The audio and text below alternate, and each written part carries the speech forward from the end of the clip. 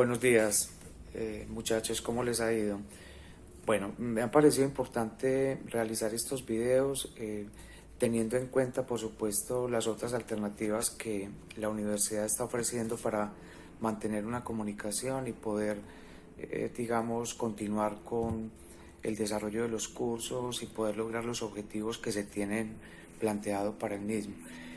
Pero yo he encontrado que esta es una posibilidad importante, es una estrategia que nos permite estarnos comunicando porque creo que la conectividad no la tiene todo el mundo, las condiciones es posible que no sean las mismas para todos y en esa medida creo que voy a optar por esta estrategia de grabar algunos videos en los que trato de presentar algunos de los temas básicos del curso y a partir de ahí pues generar una discusión, generar las posibilidades de interacción en las que ustedes puedan transmitirme sus inquietudes y yo pueda responderlas adecuadamente. Entonces seguramente vaya a mandarles algunos videos más o menos con esta misma idea y ya ustedes me estarán retroalimentando al respecto. Bien, nosotros en el último momento en el que nos vimos pudimos abordar el tema de los criterios. Terminamos de hablar de los criterios que permiten identificar el cumplimiento de la función administrativa y de la misma manera pues resolver en gran parte la aplicabilidad del derecho administrativo. Recuerden que como una disciplina especial que es, el derecho administrativo necesita siempre preguntarse cuándo es aplicable en relación con el derecho común. Entonces los criterios de alguna manera nos permiten a nosotros tener argumentos para definir en un caso concreto cuándo debe aplicarse esta disciplina especial llamada derecho administrativo, cuándo debería aplicarse el derecho común. Pero sobre ese punto ya hemos hecho algunas conversaciones, varias clases, sin perjuicio de que luego pudiéramos conversar un poco más sobre eso. A mí me gustaría iniciar el último gran tema de la primera parte del curso, que es el relativo a las fuentes del derecho. ¿Por qué? Porque es que el tema de las fuentes del derecho se torna aquí un tema relevante, pues primero porque se trata de un área del derecho especial, diferente, que si bien comparte con las demás un tronco común en cuanto a las fuentes, pues definitivamente va a tener unas fuentes especiales, diferentes, que no van a operar sino fundamentalmente en este ámbito. Entonces, en esa medida, a mí me gustaría puntualizar algunos aspectos que son fundamentales a tener en cuenta a la hora de hablar de las fuentes del derecho administrativo. Lo primero que yo querría que ustedes tuvieran como referente es pues la fuente constitucional de este tema, que es el artículo 230, que señala que los jueces en sus providencias solo están sometidos al imperio de la ley. La equidad, la jurisprudencia, los principios generales del derecho y la doctrina son criterios auxiliares de la actividad judicial. Este es un artículo, el punto de partida del tema de las fuentes, pero ustedes ya podrán prever que es un artículo sobre el que hay que decir muchas cosas, hay que hacer una serie de ajustes y por supuesto habría que hacerlos cuando se trata del derecho administrativo. En primer lugar, quisiera señalar que, pues, primero está mencionando solo a los jueces. Y claro, por supuesto que los jueces son el operador jurídico por excelencia de las fuentes del derecho en cualquier ámbito, pero en el ámbito administrativo el juez termina siendo un operador remedial, digamos, con un espacio muy pequeño, con posibilidades con posibilidades menores en relación con otros operadores jurídicos que quizás las aplican y las operan de manera permanente. Entonces me refiero a que cuando el artículo 230 habla de jueces, pues nosotros tenemos que inmediatamente advertir que se trata de operadores jurídicos. Y entre los operadores jurídicos, el operador jurídico administrativo es supremamente importante. Yo diría que, haciendo un mal cálculo, el operador jurídico administrativo opera prácticamente el 90% de las situaciones jurídicas en las que están comprometidas las fuentes del derecho. El juez recibe unas cuantas de ese universo tan amplio, tan grande de situaciones controvertidas que deben dirimirse con la administración pública. ¿Por qué? Porque siempre podrá hacerlo en la medida en que haya una demanda, que las personas tengan la iniciativa de presentar un recurso o una demanda o una acción de las que están tipificadas en el derecho administrativo. Entonces, por eso la operación del derecho está fundamentalmente radicada en el operador administrativo. En segundo lugar, esta norma hace referencia solo a unas cuantas fuentes, incluso hace una afirmación que a mí me parece que es completamente cercana a una constitución que no es la que nos rige actualmente, y es que los jueces están sometidos al imperio de la ley. Bueno, ya sabemos que la ley no es la única fuente del derecho, que pues ahí faltarían muchas otras, y que si no se hace un trabajo de interpretación extensiva en el que se incluyan otras normas, por ejemplo la Constitución Nacional, pues entonces estaríamos advirtiendo un problema en cuanto al tipo de normas que rigen en el derecho colombiano y específicamente a la administración pública. Entonces, es un número de fuentes limitado, porque entonces aquí se está olvidando no solo de la Constitución Nacional, se está olvidando de otras fuentes como los tratados internacionales, se están olvidando de fuentes que son supremamente relevantes en el derecho administrativo, como son los reglamentos, y entonces aquí hay que incorporar otro tipo de fuentes. Adicionalmente, también este mismo artículo señala que hay otras fuentes, pero que son auxiliares, y se refiere a la equidad, a la jurisprudencia, a los principios generales del derecho y a la doctrina.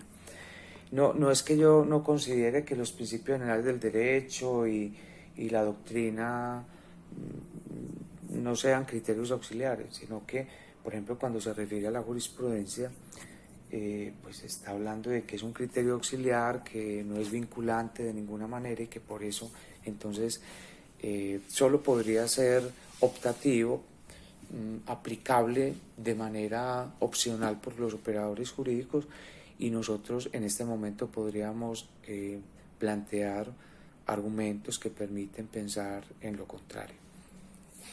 Entonces, cuando tenemos un artículo redactado de esta manera, con todos los ajustes que hay que hacer, uno pues llega a la conclusión, ese artículo está hecho, es más para una constitución que no es la Constitución de 1991, y por eso entonces hay que hacer esta serie de críticas, presentar esta serie de situaciones en relación con el mismo. Bien,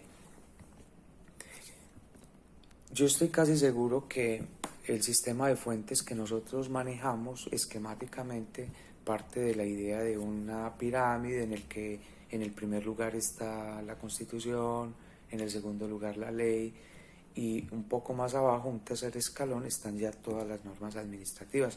Y a mí me parece que esa es una buena forma de abordar el tema de las fuentes del derecho.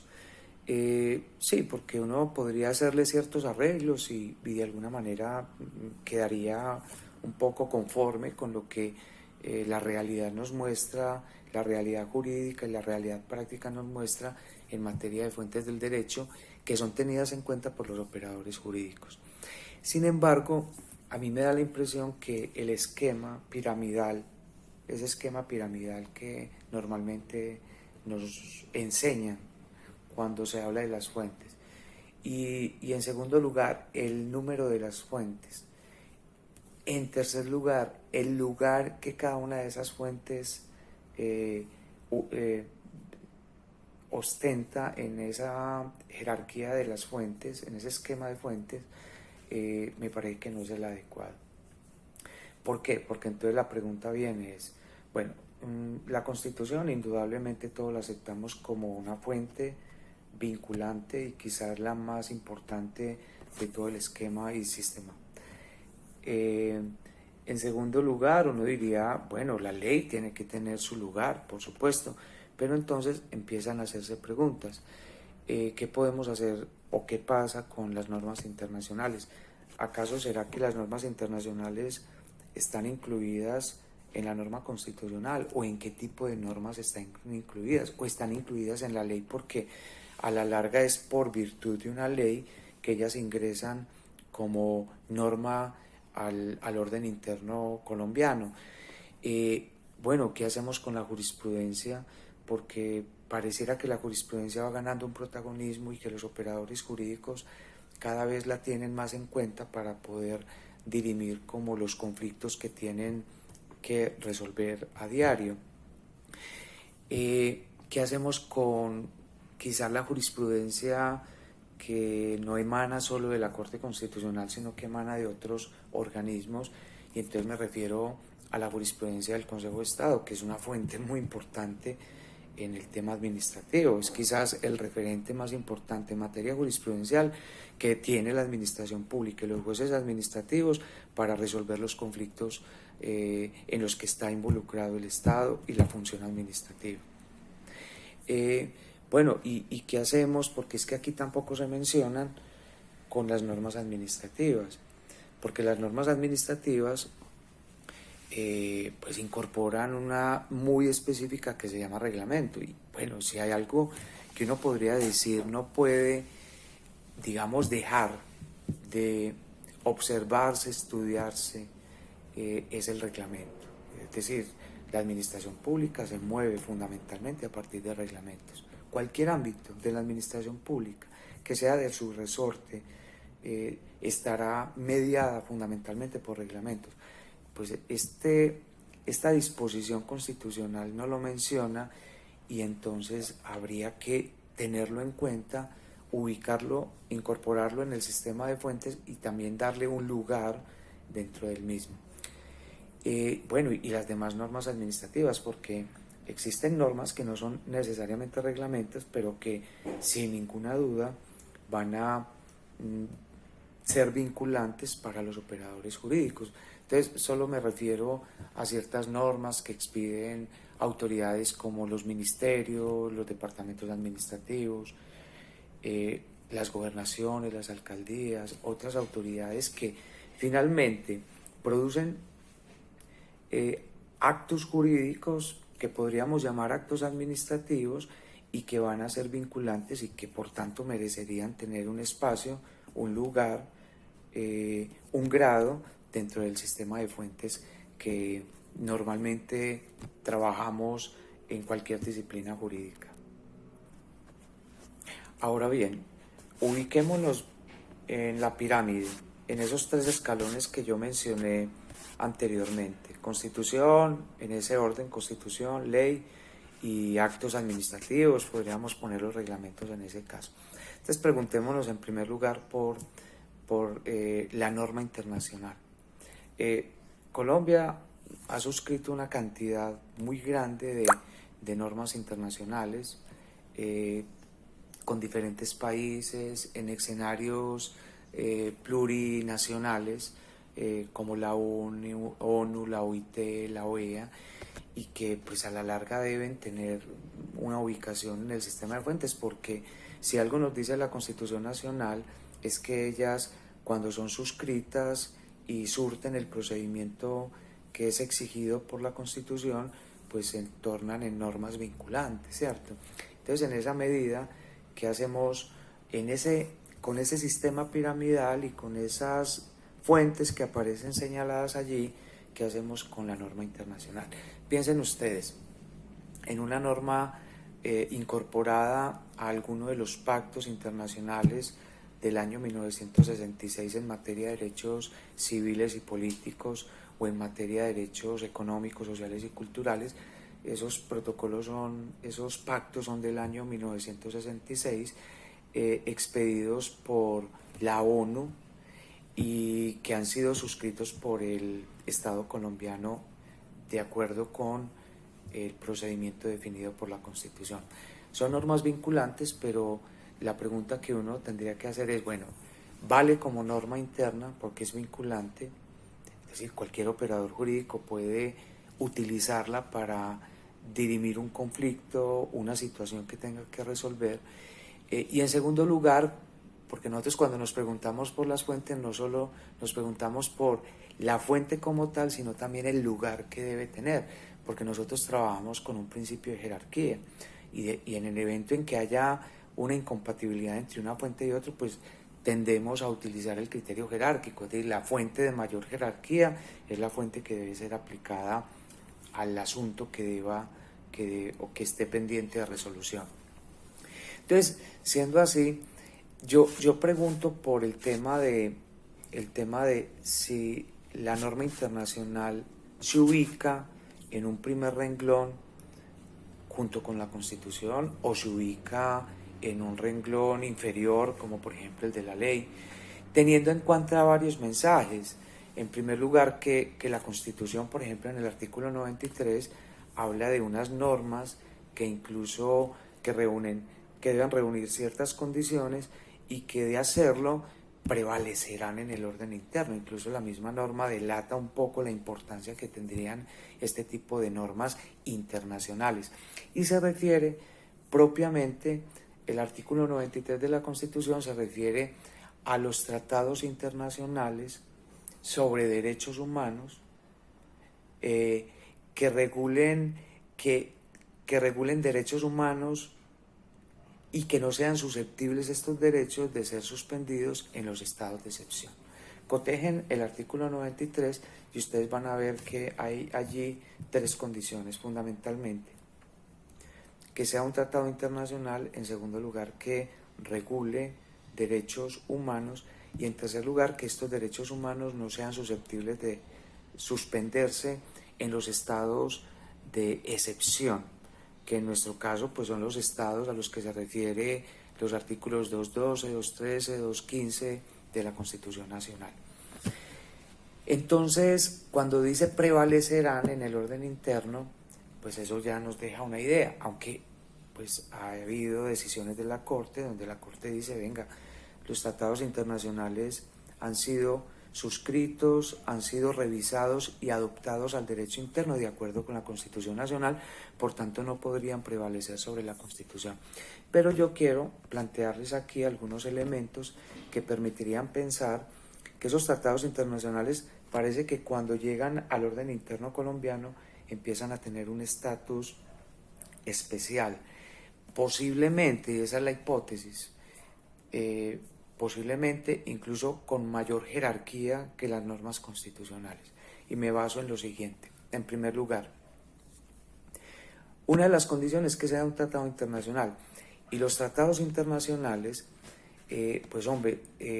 se ajustan a un orden propio. En este momento es el que está establecido en la Convención de Viena de 1969, que ha sido suscrita por Colombia adecuadamente, pues, según el procedimiento definido. Y en esa medida allí se habla de que tratado internacional es cualquier contrato, acuerdo celebrado por los estados, independientemente de la denominación que se le dé, del cual se desprendan responsabilidades recíprocas. A mí me parece importante que miren esa Convención de Viena, o Convenio de Viena, bueno, como se llame, y que de alguna manera regula el derecho de los tratados. Y habla de que es un tratado en sus primeros artículos, pero posteriormente da como las claves o muestra, el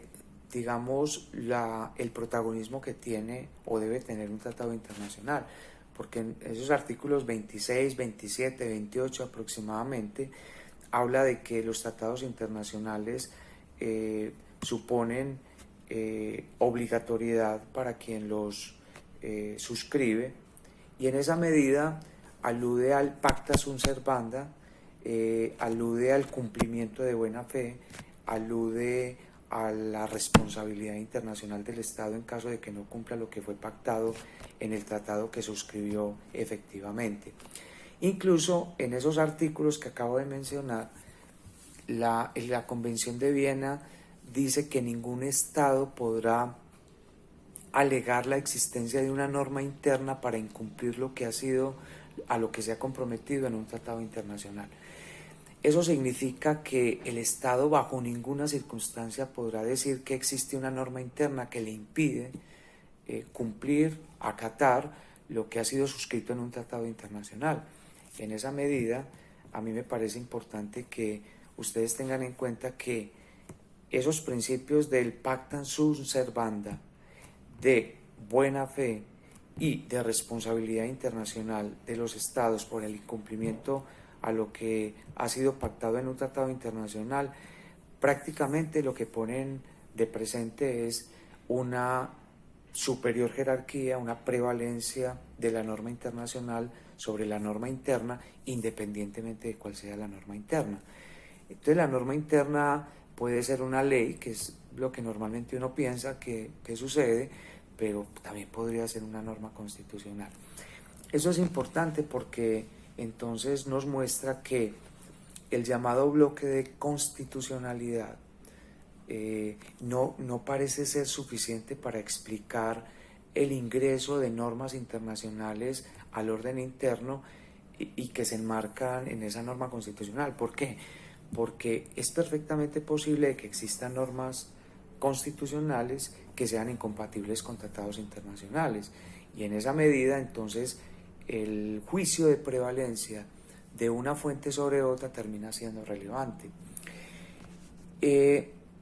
Yo les pediría que estudiaran el caso que ahora se está debatiendo ante la Comisión Interamericana de Derechos Humanos por la reforma constitucional que Colombia adoptó en el año 2005, el acto legislativo 1 de ese año, mediante la cual se hicieron algunas reformas al sistema pensional. Específicamente estamos hablando del artículo 48, y entre otras se prohibió de manera absoluta la negociación en materia de pensiones, la negociación colectiva.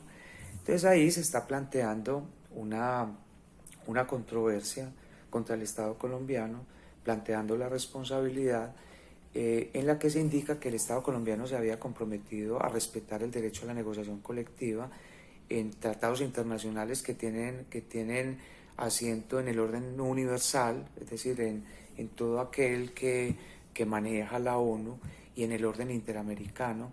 Estamos hablando de la Convención Americana de Derechos Humanos y las normas que la complementan, específicamente el protocolo de San Salvador de 1988. Colombia se comprometió a respetar el derecho a la negociación colectiva en todos estos documentos que están debidamente suscritos. Adicionalmente se comprometió a respetarlas en múltiples documentos que han sido también adoptados y que fueron generados en la Organización Internacional del Trabajo, en la OIT. Entonces se le está planteando al Estado colombiano una responsabilidad ante la justicia internacional interamericana por ese hecho. Allí lo que se va a hacer es un juicio de incompatibilidad o de validez, podríamos decirlo así, pero allí se llamaría responsabilidad entre la norma constitucional, esa reforma que se hizo en el año 2005, y estas normas internacionales. En el juicio específico al que me estoy refiriendo es la Convención Interamericana de Derechos Humanos, la Convención Americana de Derechos Humanos y el Protocolo de San Salvador, que es un protocolo adicional a esa Convención Americana de Derechos Humanos, donde el derecho a la negociación colectiva aparece como uno de los derechos que deben ser asegurados, garantizados por los estados que suscriben ese acuerdo. Por supuesto que aquí no se intenta agotar el tema, porque eso tiene que ver más con el derecho internacional, pero es interesante que se observe muy bien, de acuerdo con la Convención de Viena, que es un tratado internacional, porque hay documentos internacionales que efectivamente no lo son. Incluso les cuento que la misma Declaración de la Declaración Universal de los Derechos Humanos del año 1948 ha sido, digamos, puesta en duda como un verdadero tratado internacional. Se dice que este no es un tratado, de que allí es simplemente una declaración. Quizás se le ha dado el valor vinculante por el tema de que es ya una práctica consolidada, consuetudinaria de todos los estados, aceptarla como la verdadera matriz de todo el sistema de protección de los derechos humanos. Entonces es importante que siempre tengamos en cuenta que en lo que se refiere a esa condición constitucional, de que se trate de un tratado internacional, entonces es importante cotejar el respectivo documento que se haya suscrito por el Estado colombiano de acuerdo con las normas que definen lo que es este tipo de documentos o instrumentos en la Convención de Viena. Luego habría que hablar del segundo elemento, y es el tema de los derechos humanos, porque estoy todavía mirando la disposición que se prevé en el artículo 93 de la Constitución Nacional y que habla de la prevalencia de ciertas fuentes o de ciertas normas internacionales en cuanto, ahí viene la condición, sea regulatoria de derechos humanos.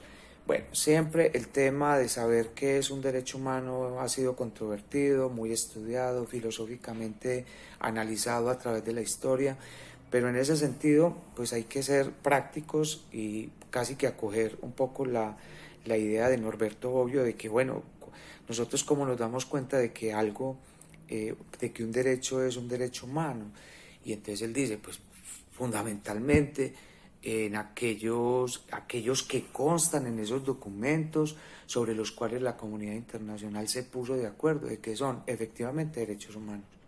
Entonces él dice, no debemos especular más sobre eso porque por primera vez en la historia de la humanidad todos los países del mundo, prácticamente todos, se pusieron de acuerdo sobre cuáles eran los derechos mínimos básicos que los estados tendrían que respetar como verdaderos derechos humanos.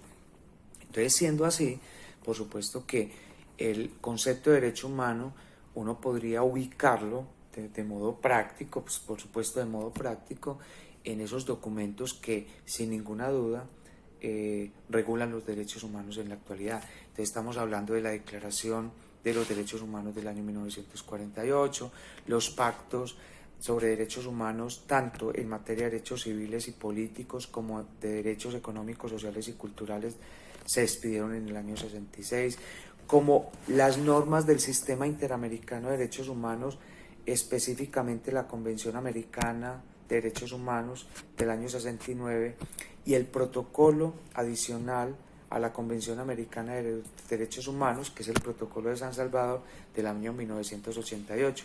Pues me refiero fundamentalmente a esos, porque existen muchos otros que sin ninguna duda tienen esa calidad. Entonces, un criterio práctico para identificarlos es la consagración de esos derechos en las normas internacionales. Yo normalmente me ocupo mucho de la norma laboral pública, y uno de los asuntos que aparecen como una constante en la regulación de esos documentos sobre derechos humanos que he mencionado, entre otros, habría que incluirlos de la OIT, es el trabajo. El trabajo humano prácticamente tiene su regulación básica en esas normas internacionales. Los derechos laborales básicos, fundamentales, esos que luego la legislación interna desarrolla, se encuentran prácticamente inscritos, consagrados ya en estos instrumentos internacionales.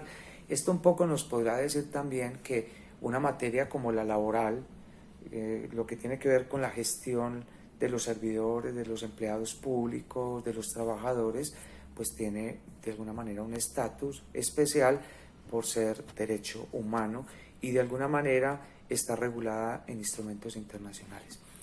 Pero también es importante tener en cuenta la tercera condición que el artículo 93 de la Constitución señala. Y ese artículo 93 habla de derechos humanos que no sean susceptibles de suspensión durante los estados de excepción. Estamos hablando de estos estados a lo que regula la Constitución Nacional, artículo 212 y siguientes, y entonces la pregunta es ¿qué derechos de esos que están consagrados como derechos humanos no pueden ser suspendidos en este tipo de estados? Que son estados de crisis institucional impresionantes, y en esa medida entonces esos derechos que no pueden ser tocados, no pueden ser desmejorados, no pueden ser suspendidos, entonces tendrían un estatus especial. En esto, pues la doctrina normalmente apela al concepto de jus cogens, ¿cierto? Esos derechos mínimos irreductibles que no pueden dejarse de reconocer en ningún momento por parte de los estados. Entonces, en ocasiones se han referido a la esclavitud, a la prohibición de la esclavitud, ¿cierto? A la discriminación. En materia laboral, por ejemplo, se tiene un referente importante para ubicar ese tipo de derechos, y ese referente es la Declaración sobre los Principios Fundamentales del Trabajo de la OIT del año 1998, que alude a unos derechos, entre los cuales están los derechos asociados a la sindicación, el derecho a la negociación colectiva, el derecho de asociación sindical, el derecho de huelga, el derecho a la prohibición de la discriminación en el trabajo, entre otros. Pero ahí digamos que tendríamos todo un estudio que hacer, un análisis de qué tipo de derechos se han considerado por parte de la comunidad internacional como derechos jus cogens, derecho de gentes fundamentalmente.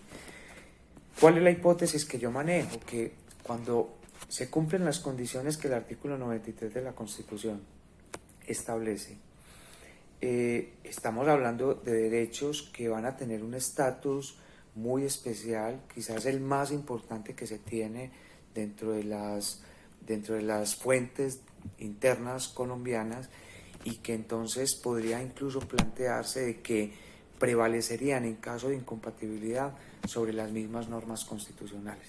Ya les he dado noticia de un asunto que se está resolviendo en la Comisión Interamericana, que va a pasar a la Corte Interamericana dentro de muy poco, y en el cual se podrán clarificar, se podrá un poco tomar la medida de lo que significan este tipo de hipótesis alrededor de la norma internacional. Bueno, ahora hablemos de la jurisprudencia. La jurisprudencia, digamos, ya nadie podría dudar que tiene un carácter especial, un carácter vinculante dentro del sistema de fuentes del derecho. Es una fuente del derecho, sin ninguna duda. Lo que habría que plantear es si efectivamente es un criterio auxiliar, es una fuente auxiliar para los operadores jurídicos, o termina siendo una fuente obligatoria y vinculante. Es muy importante esto, ¿por qué? Porque cada vez más pues las decisiones y la operación de las fuentes requiere la interpretación que sobre ellas han hecho las diferentes cortes, normalmente cortes de justicia de cierre, como es el caso de la Corte Constitucional, el Consejo de Estado, la Corte Suprema de Justicia, entre otras jurisdicciones que tenemos en Colombia. Primero, el tema de la Corte Constitucional me parece que es claro. Yo creo que para nosotros, y la Corte directamente lo ha dicho, que su jurisprudencia es vinculante, es una jurisprudencia que es obligatoria para todos los operadores jurídicos. Incluso ha llegado a decir la Corte Constitucional que entre la Constitución y la Corte Constitucional no se interpone ni siquiera una hoja de papel, lo que quiere decir que la jurisprudencia, y lo ha dicho de manera clara, prevalece sobre la norma legal, y por eso es que esto ya le permite a uno ver una jurisprudencia que parece ser, a ocupar ese segundo lugar en la escala de las fuentes del derecho, desplazando posiblemente a la ley, porque pues por supuesto el caso de la Corte Constitucional opera como un legislador negativo, tiene la capacidad de anular, o mejor declarar inconstitucional o dejar sin efecto una ley de la República, pero también, pues como todos lo sabemos, tiene la posibilidad de adicionarla, ¿cierto?, de interpretarla condicionalmente, y en esa medida entonces se comporta como una fuente de derecho de manera clara, vinculante. Pero tampoco se puede dejar de tener en cuenta la jurisprudencia que emana de los organismos internacionales, específicamente jurisdiccionales, que interpretan estos tratados internacionales sobre derechos humanos, esos a los que se refiere regularmente el artículo 93 de la Constitución, pues porque es que a la larga esos tratados no se podrían operar prácticamente sin la interpretación previa que han hecho estos organismos. Entonces la jurisprudencia, tanto como se dice de la Corte Constitucional, la de la Corte Interamericana de Derechos Humanos y la de la Corte Internacional de Justicia de la Haya, pues por supuesto que no podrán dejar de tener carácter vinculante. Ya el punto es qué podría prevalecer en relación de una con la otra, si prevalecería en caso de incompatibilidad la jurisprudencia emanada de las Cortes Internacionales sobre la de la Corte Constitucional o al contrario. Pues ahí es donde aparece un concepto que me parece importante mencionar, que es el concepto de control de convencionalidad, que parte de la idea de que el sistema es uno solo y que se debe contar con todas las normas y con todas las fuentes que hacen parte del sistema, en este caso el Sistema Interamericano de Derechos Humanos o el Sistema Universal de Derechos Humanos según el caso, y que los operadores jurídicos no están sometidos solamente a las fuentes internas, a la Constitución, la ley, a la jurisprudencia de la Corte Constitucional, sino que están sometidas también, para el asunto concreto que están fallando o resolviendo, están sujetas a la norma internacional que ha sido suscrita por Colombia y a la interpretación que sobre las mismas ha efectuado la Corte o el organismo internacional competente. Entonces el control de convencionalidad de alguna manera implica tener en cuenta todas las normas del sistema. Incluso para un operador judicial es casi algo inevitable, ineludible, porque el iura nubit curia pues le exige tener en cuenta todos los referentes jurídicos que son aplicables al caso concreto.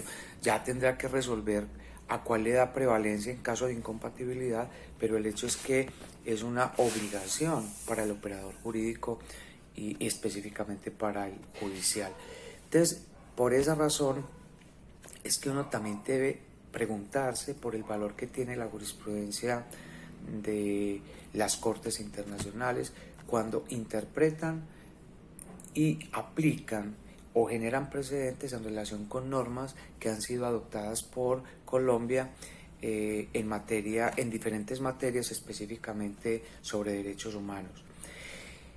Ahora viene la cuestión relativa a la jurisprudencia que emite el Consejo de Estado.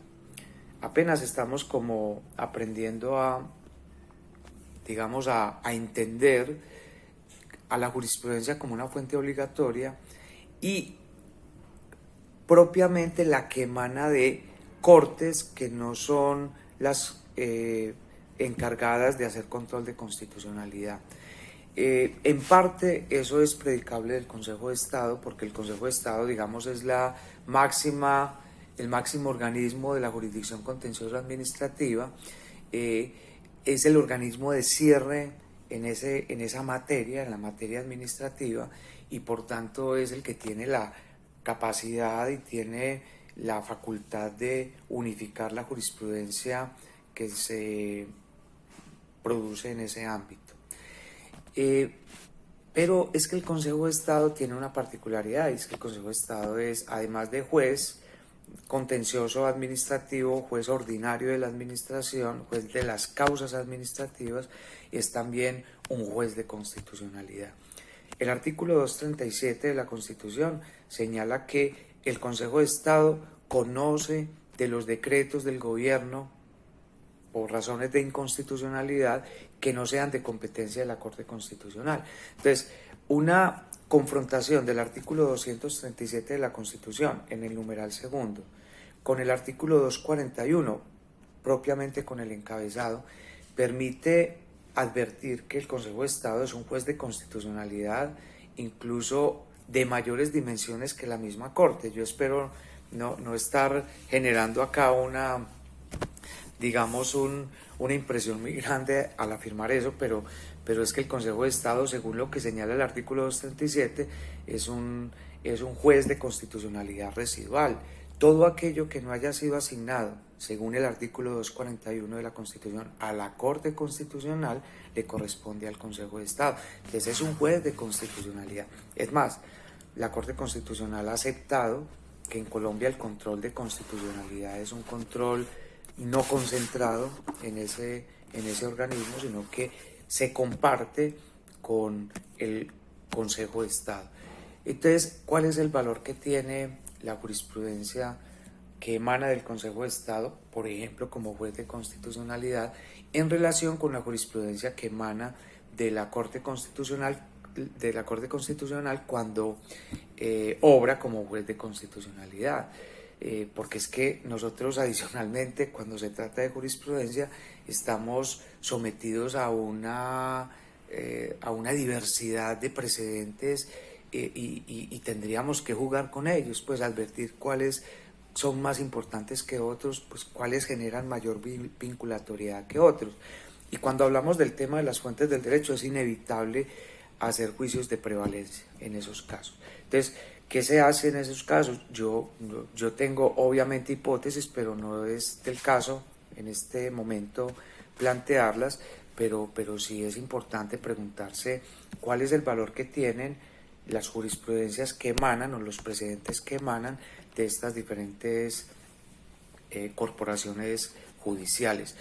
Entre otras cosas, el Consejo de Estado tiene otra particularidad, y es que es un consejo o es un organismo judicial, la máxima instancia, que se divide en secciones o en salas. En secciones se llaman en este caso, son 5 secciones, incluso hay una sala plena que reúne a todas las secciones del Consejo de Estado, y todas ellas producen jurisprudencia, producen precedentes, y entonces cuando hay incompatibilidad entre un precedente y otro, por ejemplo, de la sala plena del Consejo de Estado en relación con un precedente que se genera en una sección del Consejo de Estado, la sección segunda, la sección primera, según el caso, pues cuál es el que tiene mayor valor jurídico, cuál es el que debe ser aplicado con preferencia por el operador jurídico.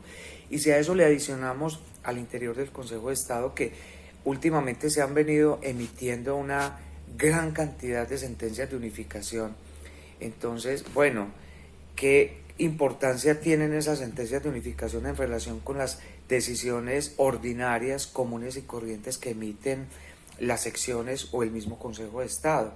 Uno diría que la sentencia de unificación parece que tuviera un estatus adicional, y eso parece desprenderse del Código de Procedimiento Administrativo y Contencioso Administrativo que nos rige desde el año 2012.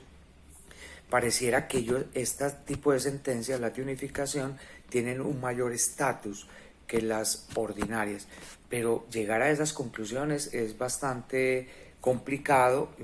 Yo diría que no genera certezas. Cualquier explicación que se dé sobre el particular será provisional, y habría que empezar a hacer estudios mucho más profundos sobre ese particular. Cuando nos referimos a la ley, ya el asunto empieza pues a mostrar como un lugar en cuanto a fuente diferente al que inicialmente se había planteado, es decir, ya parece desplazarse a un tercer renglón dentro del sistema de fuentes que se maneja piramidalmente. Y también pues habría que tener en cuenta, en relación con esa fuente del derecho, que la ley es una fuente, digamos, también compleja, porque pues hay diferentes clases de leyes.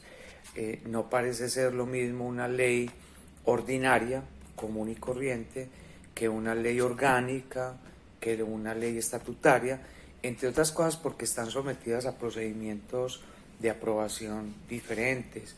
Incluso algunas de estas leyes tienen la participación de varias varios poderes públicos. Por ejemplo, la ley aprobatoria de tratados internacionales es una ley, desde mi punto de vista, especial, por varias razones. Primero, porque allí participan todos los poderes públicos colombianos, el presidente haciendo las negociaciones y suscribiendo el tratado internacional cuando le corresponda, el Congreso de la República dando su aprobación mediante ley y la Corte Constitucional haciendo el control de constitucionalidad automático y previo que le corresponde. Entonces, por supuesto que uno no puede considerar que la ley tiene el mismo valor en cada caso, a pesar de que sea ley. Y además, en el caso de la ley de tratados internacionales, es importante tener en cuenta que esos principios del pacta sunt servanda, de buena fe, de responsabilidad, esa disposición de que un Estado no puede alegar la existencia de una norma interna para incumplir lo que ha sido aprobado o suscrito en un tratado internacional, opera para cualquier tipo de tratado internacional, independientemente de que sea sobre derechos humanos.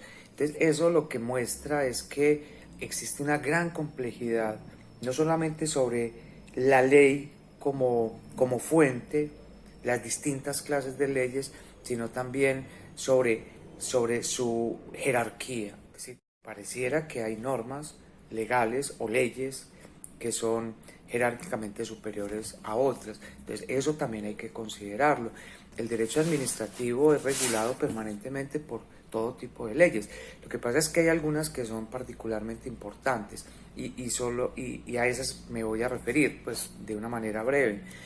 Primero, la ley ordinaria, porque esa ley ordinaria es como el parámetro que le sirve al gobierno nacional, específicamente al presidente de la República y posiblemente a otras autoridades, para emitir reglamentos que permitan que esas normas generales y abstractas de la ley puedan efectivamente ser cumplidas en la realidad por las diferentes administraciones públicas.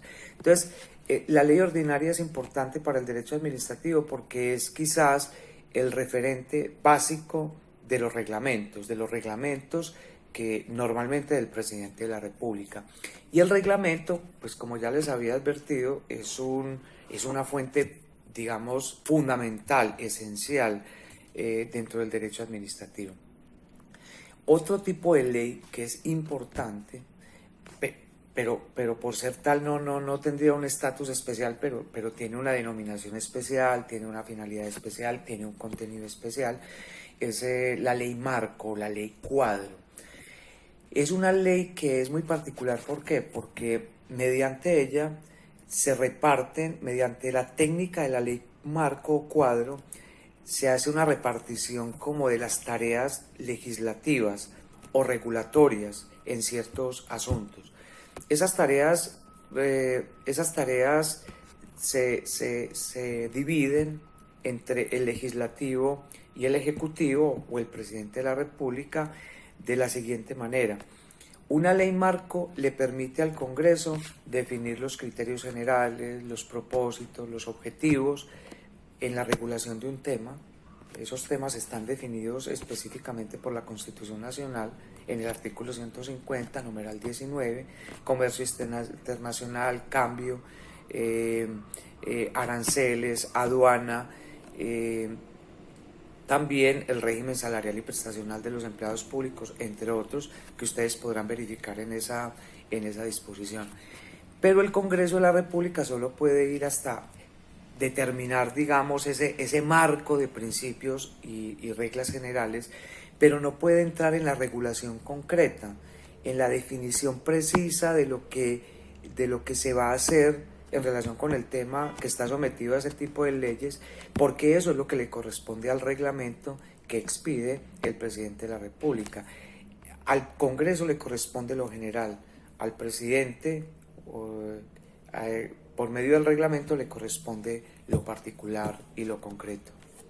Entonces la diferencia entre leyes marco y leyes ordinarias es esencial para el derecho administrativo, eso hay que tenerlo en cuenta. Esa es la clasificación quizás más importante que nosotros en esta disciplina debemos tener en cuenta, porque eso es lo que va a permitir hablar de reglamento de ley ordinaria y de reglamento de ley de ley marco. Los asuntos que tienen que ver con ley marco están definidos, reitero, específicamente en la Constitución Nacional. Quizás la fuente más importante de este tipo de leyes está en el artículo 150, numeral 19. Miren que incluso esa disposición señala que artículo 150 corresponde al Congreso hacer las leyes. Por medio de ellas ejerce las siguientes funciones. 19. Dictar las normas generales y señalar en ellas los objetivos y criterios a los cuales debe sujetarse el gobierno para los siguientes efectos. Entonces habla de varios asuntos: organizar el crédito público, regular el comercio exterior y señalar el régimen de cambio internacional, modificar por razones de política comercial los aranceles, tarifas, regular las actividades financieras, bursátil, aseguradora, fijar el régimen salarial y prestacional de los empleados públicos, regular el régimen de prestaciones mínimas de los trabajadores oficiales. Y entonces los asuntos que no tienen que ver con estos propiamente pues quedan pues para otro tipo de leyes específicas o propiamente las leyes ordinarias. Esa diferencia es importante porque entonces lo que plantea es que por medio de la ley marco el legislador no es todopoderoso, es decir, no puede regularlo todo. Puede hacer una parte, definir lo general, el coco, podríamos decirlo así, por eso se habla de un cuadro, y quien tiene la potestad de llenarlo específicamente es el presidente. Entonces les cuento que eso ganó mucho protagonismo cuando en los años 90 se demandó la ley cuarta de 1992, que es la ley que regula el régimen salarial y prestacional de los empleados públicos, y en esa ley se dispuso, entre otros criterios, por ejemplo, que debe haber cada año un incremento del valor de las asignaciones básicas, y se dispuso que se haría dentro de los 10 primeros días del mes de enero de cada año. Entonces eso se demandó ante la Corte Constitucional porque se decía que el Congreso de la República de alguna manera había incursionado en un asunto que le corresponde al presidente. Es decir, el detalle de definir cuándo y qué tipo de incremento se debe hacer cada año a los empleados públicos debe hacerlo el presidente. Es algo preciso, es propio del reglamento. Y la Corte Constitucional le dio razón a la demanda porque dijo, bueno, cuando el Congreso de la República se introduce en la regulación de este tipo de temas tan concretos, pues está invadiendo la órbita que le corresponde al Ejecutivo.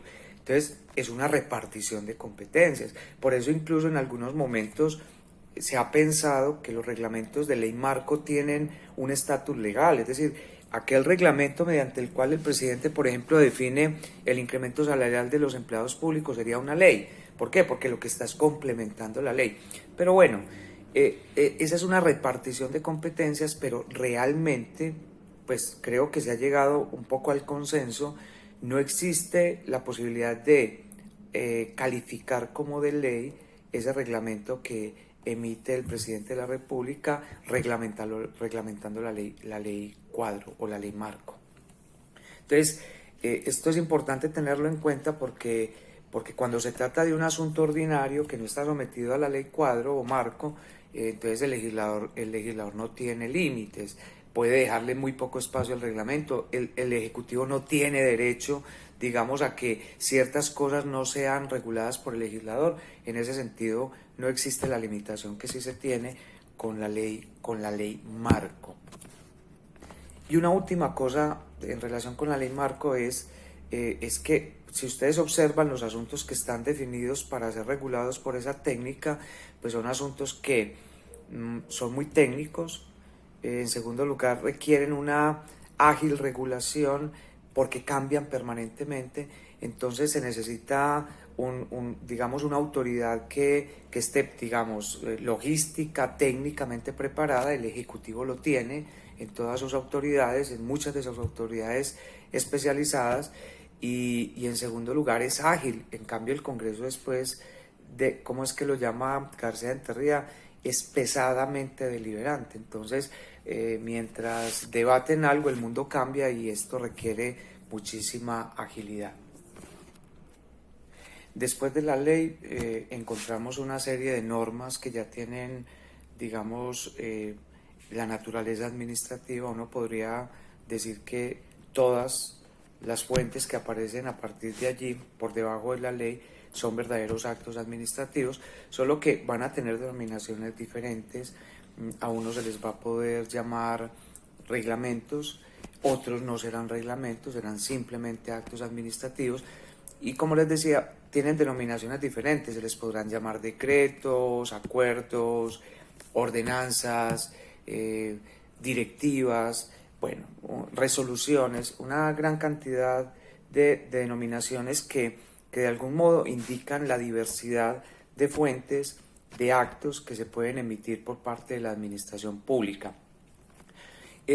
Yo, digamos, antes de terminar este tema, porque yo voy a dedicarle digamos, un video específico al reglamento como tal, es importante tener en cuenta que no importa la denominación que se le dé a las normas, se le puede llamar decreto, resolución, a algo que es general o algo que es particular. Es decir, el hecho de que sea un decreto no significa de que una norma sea general, o que sea resolución significa de que la norma sea particular.